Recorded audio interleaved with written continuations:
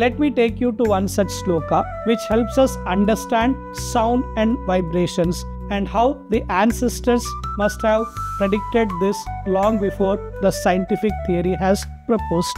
Anahata nadaha paramam padam. ప్రతి పదాన్ని విడమర్చి చెప్పినట్టయితే వర్డ్ టు వర్డ్ మీనింగ్ తీసుకున్నట్టయితే అనాహత అంటే తాకకుండా ఉత్పన్నమయ్యే ధ్వని, sound that arises without contact. నాదహ అంటే శబ్దం లేదా స్పందన, vibration or resonance.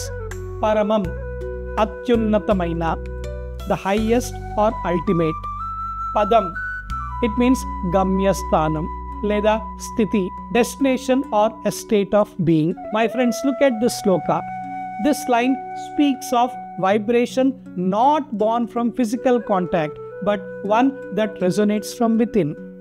Anahata nadaha అంటే గాయపడని ధ్వని లేదా అన్స్ట్రక్ సౌండ్. ఇది హిందూ యోగ సాంప్రదాయంలో 4వ ప్రాథమిక చక్రమైన అనాహత చక్రంతో సంబంధం కలిగి ఉంటుంది. ఈ అనాహత నాద అనేది విశ్వం యొక్క అంతర్గత ధ్వని, దివ్య శబ్దం. శూన్య స్థితిలో లేదా ధ్యాన స్థితిలో ఇది అనుభవించవచ్చు. ఇది శబ్దం కాదు, ఇది ఒక స్పందన. ఈ స్పందనను అందుకుంటే మనిషి పరమ శాంత స్థితికి చేరుతాడని చెప్పేసి ఈ శ్లోకం చెప్తుంది.